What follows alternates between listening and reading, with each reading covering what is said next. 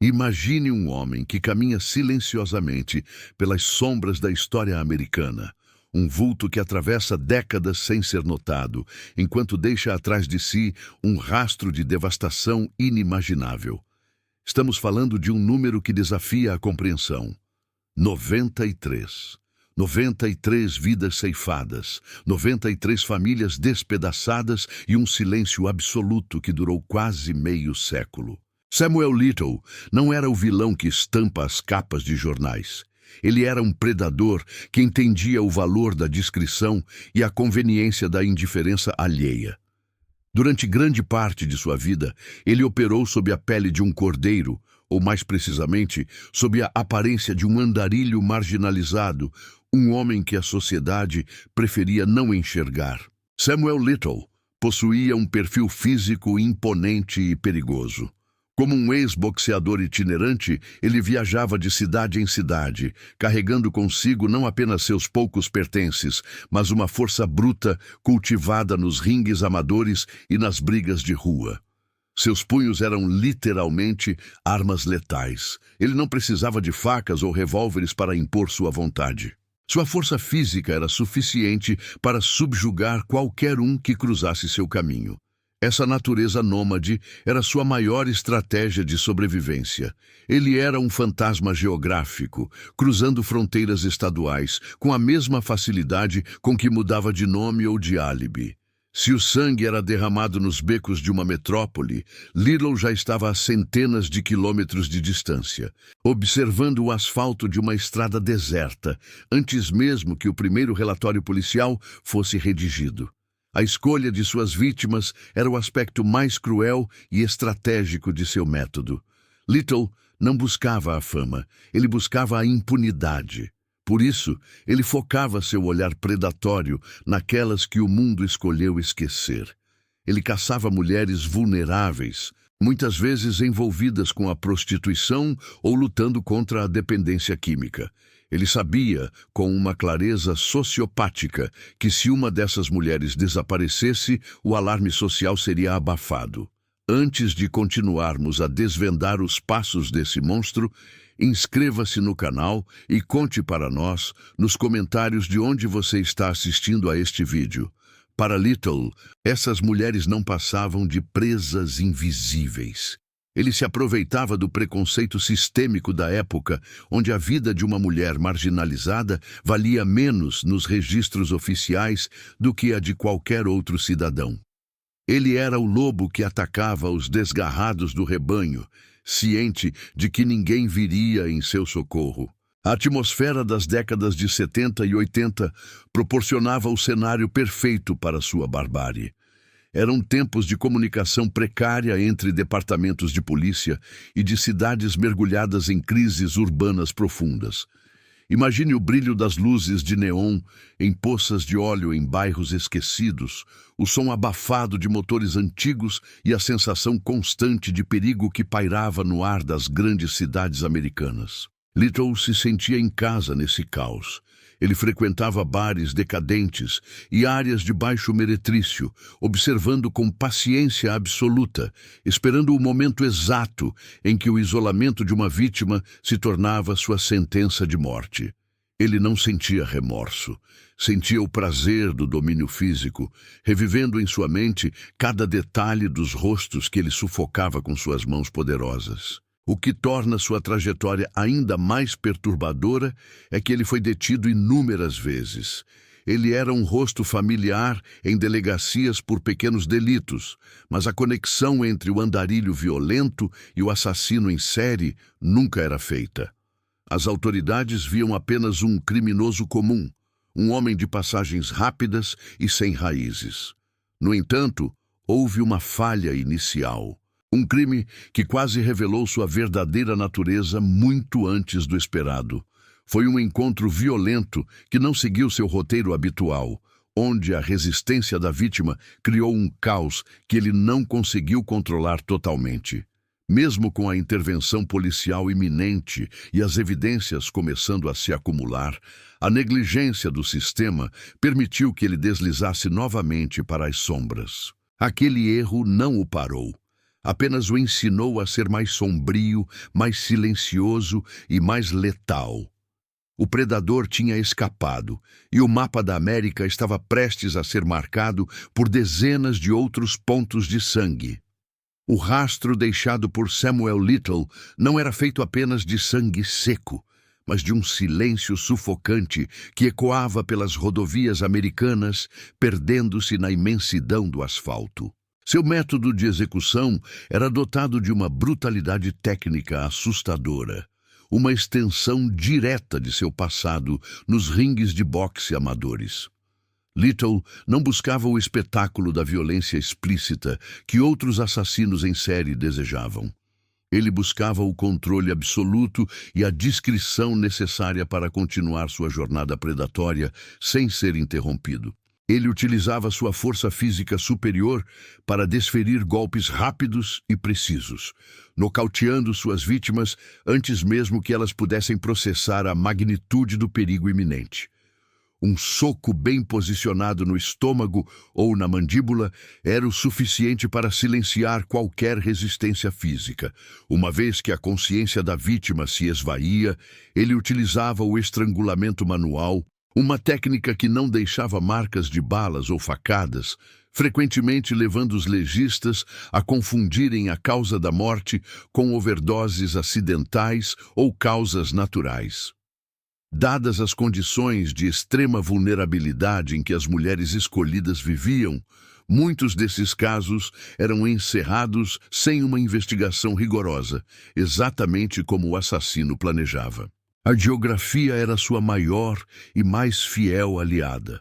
Samuel era um nômade por natureza, um homem que via o imenso mapa dos Estados Unidos como um tabuleiro de caça infinito e sem fronteiras. Ele podia estar na ensolarada Flórida em uma semana, frequentando bares de beira de estrada, e poucos dias depois ser visto nas ruas cinzentas de Ohio ou nas áreas industriais desoladas do Mississippi.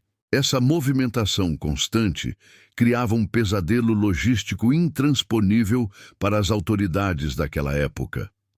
Nos anos 70 e 80, a comunicação entre diferentes jurisdições policiais era rudimentar, baseada em arquivos físicos de papel que acumulavam poeira e telefonemas ocasionais, que raramente cruzavam as linhas estaduais. Não havia um banco de dados centralizado que pudesse alertar um detetive exausto em Los Angeles de que um crime com o mesmo método cruel havia ocorrido em Nova Orleans apenas alguns meses antes.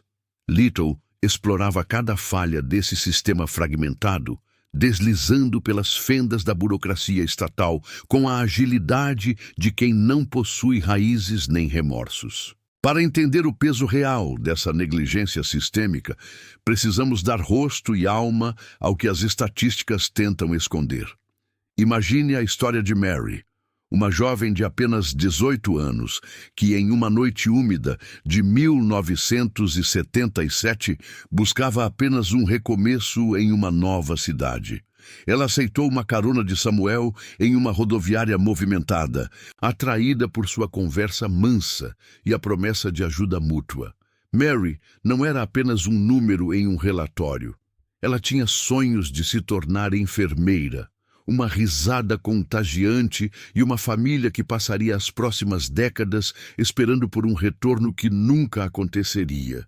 O mesmo destino cruel aguardava Linda, uma mãe jovem que tentava desesperadamente sustentar seus 2 filhos pequenos em um bairro negligenciado.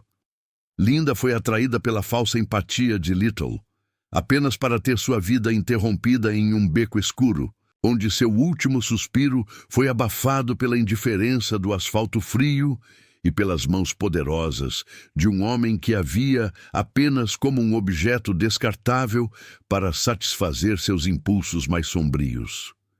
Enquanto as mortes silenciosas se acumulavam, a tensão em torno da figura de Little crescia em pequenos círculos, mas nunca de forma a prendê-lo por seus atos definitivos. Ele era frequentemente detido por crimes menores, como furtos em lojas ou agressões em brigas de bar, passando curtos períodos atrás das grades em diversas jurisdições antes de ser libertado para caçar novamente. Em várias dessas ocasiões, ele esteve sob a custódia direta de policiais que tinham em suas mãos relatórios de mulheres desaparecidas que coincidiam com o paradeiro do suspeito. No entanto, o preconceito social arraigado contra as vítimas criava uma barreira de apatia quase intransponível. Se a vítima era uma mulher negra, uma prostituta ou alguém com histórico de dependência química, a investigação raramente recebia os recursos necessários ou a urgência investigativa para ligar os pontos. Um dos momentos mais angustiantes dessa cronologia envolve uma sobrevivente que, movida por um instinto feroz, conseguiu escapar das mãos de Little. Ela lutou com todas as suas forças, gritou e, milagrosamente, conseguiu fugir para a segurança da rua, correndo até a delegacia mais próxima com o terror ainda latente em sua respiração. No entanto, sua voz foi prontamente silenciada pela incredulidade das autoridades. Devido ao seu estilo de vida marginalizado, sua palavra foi considerada indigna de crédito. O depoimento detalhado sobre o homem corpulento, de olhar frio e mãos de boxeador, foi arquivado como se fosse o delírio de uma mente instável. Enquanto Little se afastava livremente no horizonte, livre para escolher sua próxima parada, aquela mulher carregaria para sempre o trauma de saber que o monstro ainda estava à solta e que o sistema que deveria protegê-la havia escolhido a conveniência do silêncio. O rastro de sangue continuava a se estender pelas sombras, invisível para os olhos da lei, mas marcado indelevelmente na alma daqueles que o mundo decidiu não ouvir. O tempo, que durante décadas foi o cúmplice silencioso de Samuel Little, começou a se voltar contra ele com o raiar do novo milênio.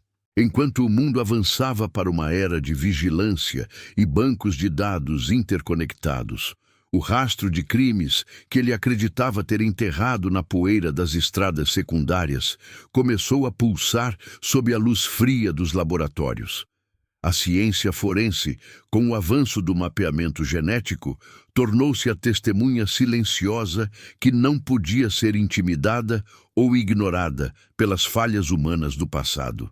O que antes eram apenas fluidos biológicos degradados em caixas esquecidas nos porões das delegacias, transformou-se em assinaturas moleculares que gritavam o nome de um homem que quase escapara ileso.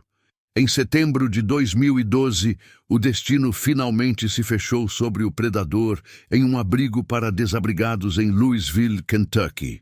Samuel Little, agora um homem de 72 anos, com a saúde debilitada, foi localizado sem qualquer alarde. Não houve perseguição. Houve apenas o som das algemas se fechando em pulsos que outrora desferiram golpes mortais. A prisão inicial foi motivada por acusações relacionadas a entorpecentes, mas o sistema de justiça agora possuía uma memória que transcendia as fronteiras estaduais. O DNA coletado foi inserido no sistema nacional e a conexão foi estabelecida. Ele era o responsável por 3 assassinatos brutais cometidos em Los Angeles no final dos anos 80. O Tribunal de Los Angeles tornou-se o palco de uma frieza absoluta durante o julgamento ocorrido em 2014. Little permanecia em sua cadeira de rodas, observando as evidências de seus crimes contra Carol Alford, Audrey Nelson e Guadalupe Apodaca com uma indiferença assustadora. Enquanto as famílias das vítimas detalhavam o vazio deixado pela ausência, ele mantinha um olhar distante, como se ouvisse a leitura de uma lista insignificante. Para ele, aquelas mulheres não eram seres humanos. Eram apenas troféus desbotados de uma glória sombria que guardava em sua mente. A sentença foi prisão perpétua, um veredito que deveria ter encerrado seu capítulo na história criminal. No entanto, para os investigadores veteranos que observavam o comportamento do assassino, A condenação por apenas 3 mortes parecia insuficiente.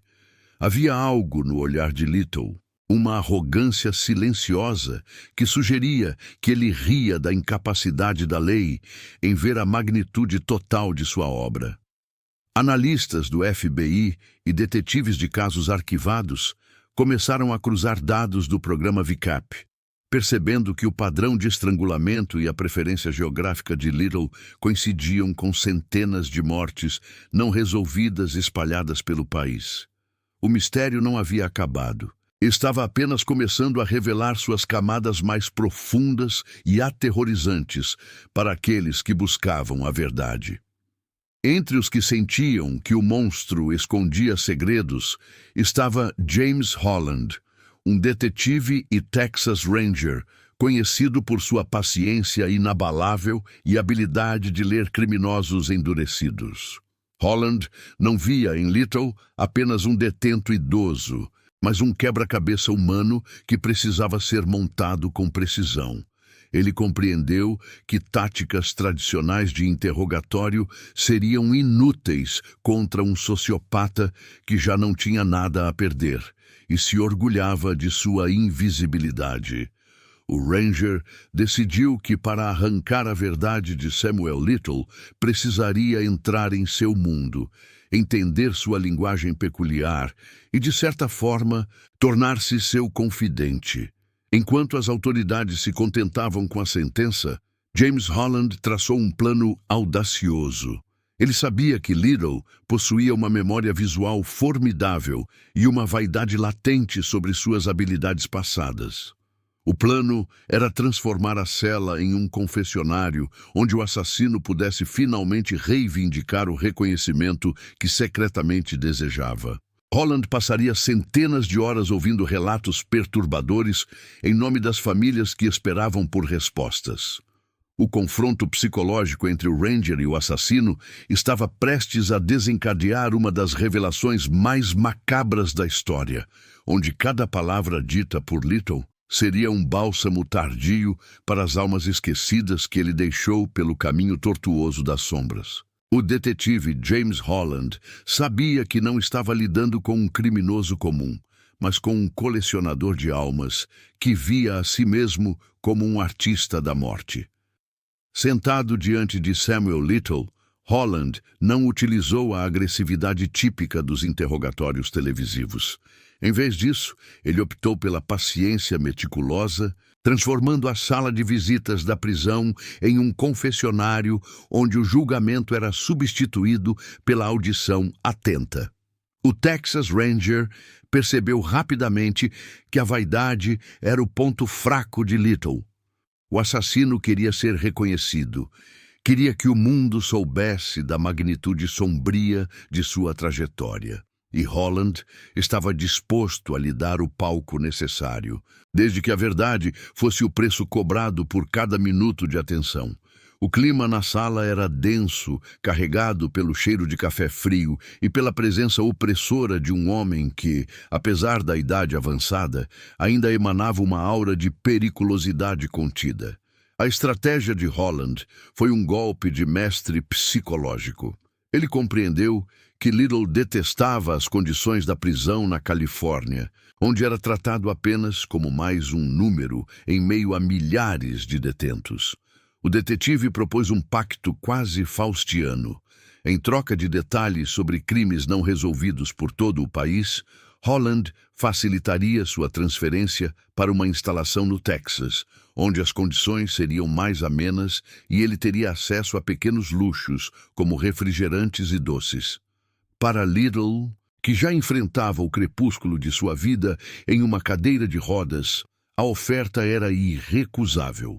O que começou como uma conversa hesitante sobre alguns casos arquivados, logo se transformou em uma enxurrada de memórias macabras que desafiavam a compreensão humana e a resistência emocional de qualquer investigador. À medida que as sessões progrediam, o número de vítimas confessadas por Little começou a subir de forma alarmante e hipnótica.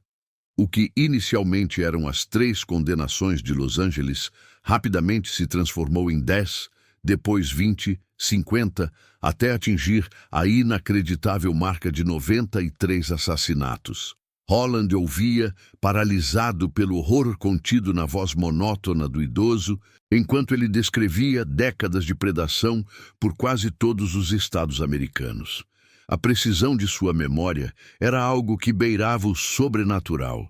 Little conseguia recordar o ano exato do crime, a cor do vestido que a vítima usava na noite em que se encontraram, o modelo do carro que ele dirigia e até mesmo a inclinação da luz da lua sobre o corpo abandonado na beira de uma estrada esquecida. Havia, no entanto, um detalhe perturbador que revelava a natureza profundamente desumanizada de seus atos. Little raramente se lembrava dos nomes de suas vítimas.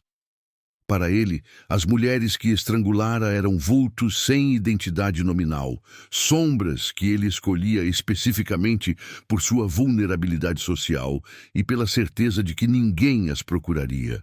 Ele falava delas com uma espécie de carinho perverso, revivendo cada assassinato como se estivesse assistindo a um filme favorito repetidamente em sua mente.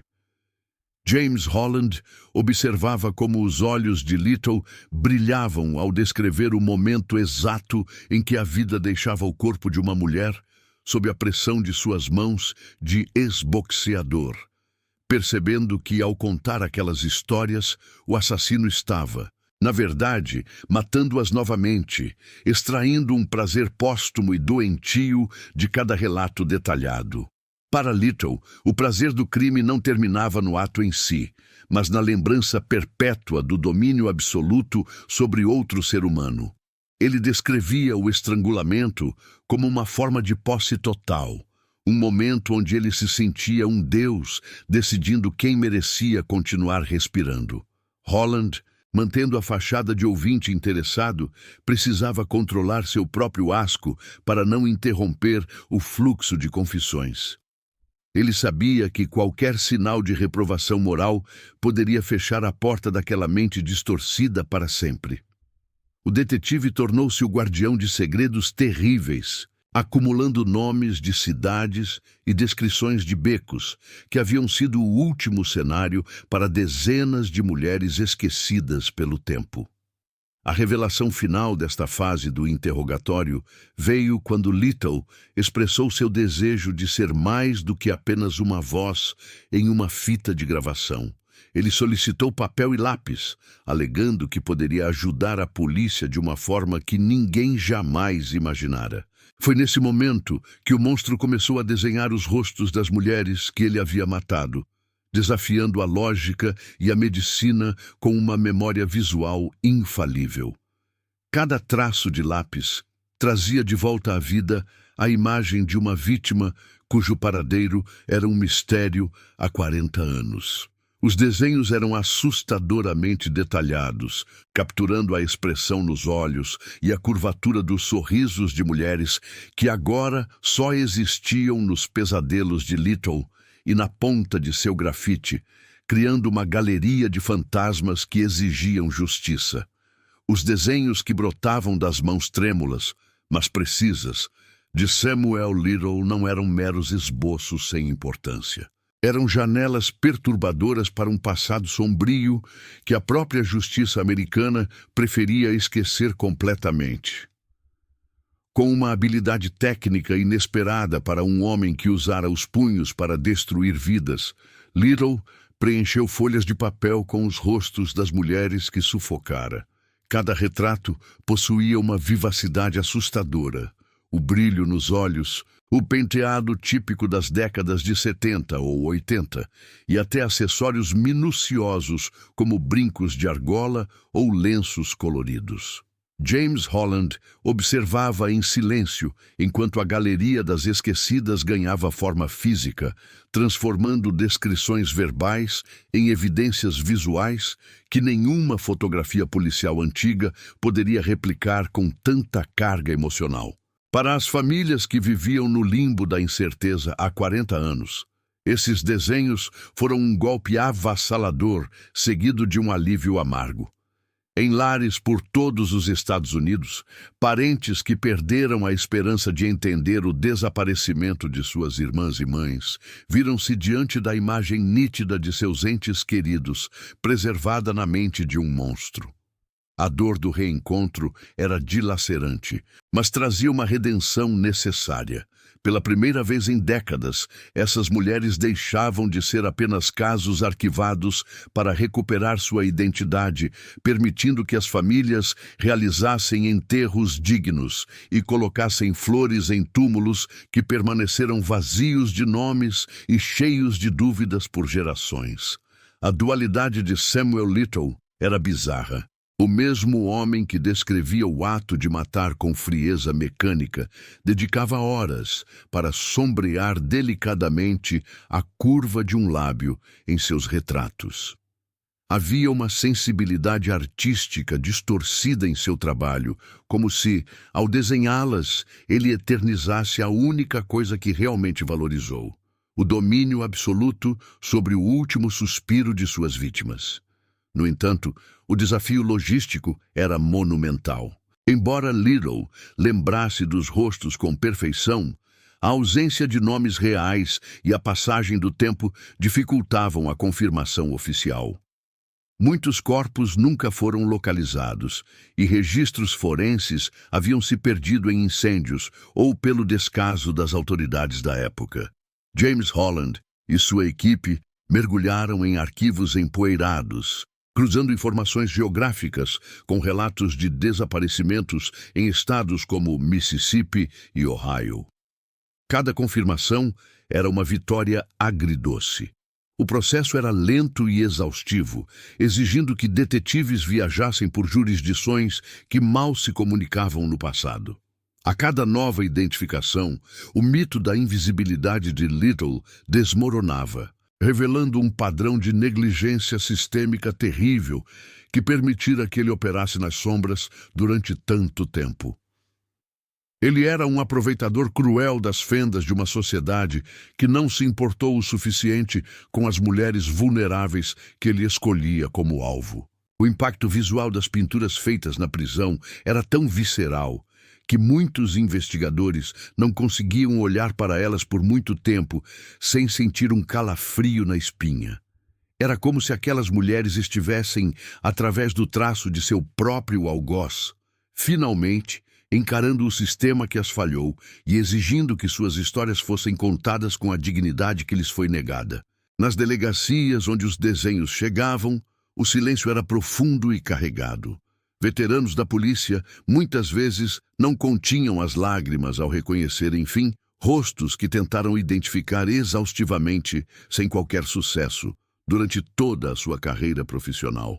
O clímax desta investigação ocorreu quando o FBI, após analisar minuciosamente as confissões detalhadas e os desenhos cruzados com evidências físicas, emitiu um comunicado oficial que chocou o mundo inteiro. Samuel Little foi oficialmente declarado o maior e mais prolífico assassino em série da história dos Estados Unidos. A confirmação de sua responsabilidade por 93 mortes colocou Little acima de nomes infames como Ted Bundy ou John Wayne Gacy. Ele não buscara fama midiática enquanto matava, mas agora, no crepúsculo de sua vida, observava o caos emocional e a devastação que causara, com uma satisfação silenciosa e maligna. Sentado em sua cadeira de rodas, cercado pelos fantasmas que ele mesmo trouxera de volta à luz, através de seu grafite e de sua própria memória visual implacável. O contraste era quase insuportável de se observar nos corredores assépticos da prisão na Califórnia.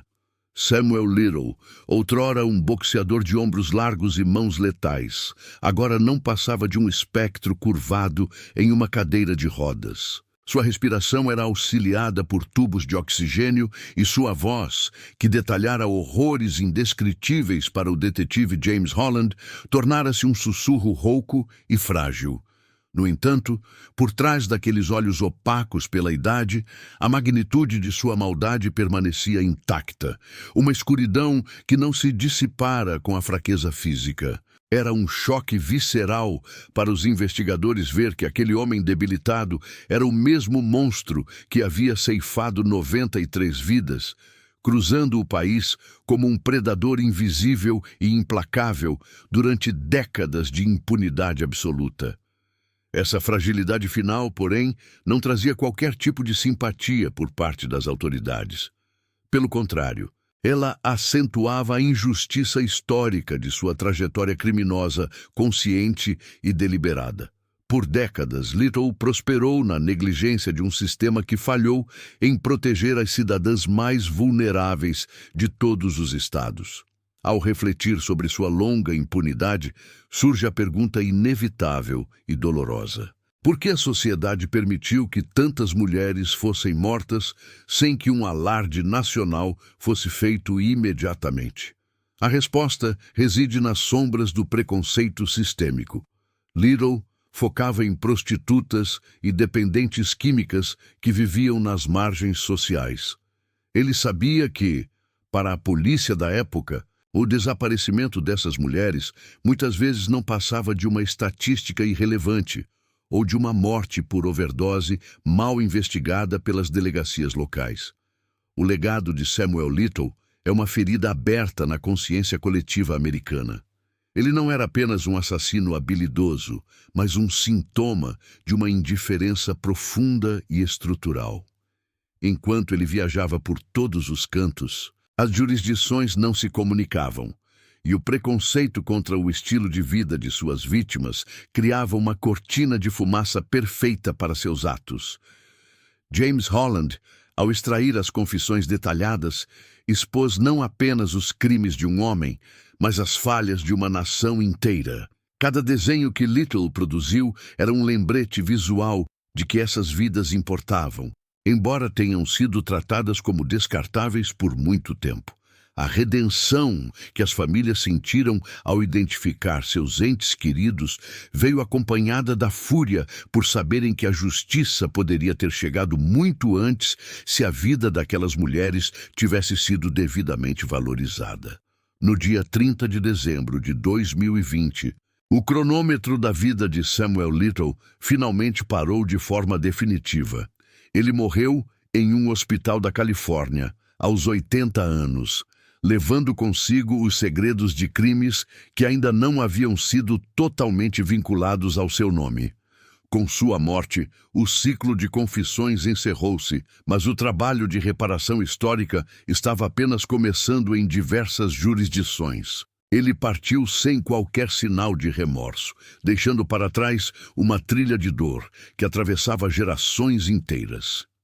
No entanto, o verdadeiro veredito da história não pertence a ele. O foco, que antes residia na figura macabra do assassino, mudou permanentemente para as vítimas. É preciso honrar a memória de mulheres que foram filhas, mães e irmãs, cujos futuros foram roubados pela força bruta de um estranho cruel. O impacto desse caso transformou radicalmente a atuação do FBI através de novos sistemas. Através do Programa de Captura de Criminosos Violentos, o VICAP, as autoridades aprenderam a importância vital de compartilhar informações entre diferentes estados e cidades. O caso Little tornou-se o exemplo fundamental de como assassinos itinerantes exploram as lacunas de comunicação policial. Hoje, a tecnologia de DNA e os bancos de dados integrados dificultam que alguém como ele se esconda por tanto tempo. Essa mudança nos protocolos é a única herança positiva de uma tragédia de dimensões monumentais. O sistema, que uma vez foi cego diante do sofrimento das esquecidas, agora se esforça para que nenhum grito de socorro seja ignorado novamente por aqueles que juraram proteger a população de predadores. Ao fecharmos este capítulo que assombra o tempo, a imagem que permanece não é o rosto envelhecido de Samuel Little, mas sim a galeria de retratos que ele mesmo pintou. Aqueles rostos, capturados em cores vibrantes e traços precisos, agora servem como um memorial involuntário e poderoso. O silêncio que se segue à justiça tardia é pesado e reflexivo para todos nós. Ele nos obriga a olhar para as margens da sociedade e questionar quem ainda estamos ignorando hoje em nossos próprios bairros. A história de Samuel Little é um aviso eterno sobre os perigos da indiferença humana. Enquanto os desenhos descansam nos arquivos policiais, eles nos lembram de que a verdade tem uma maneira poderosa de emergir das sombras, devolvendo nomes aos rostos e dignidade aos que foram injustamente silenciados pela frieza de um monstro e pelo descaso de um mundo distraído.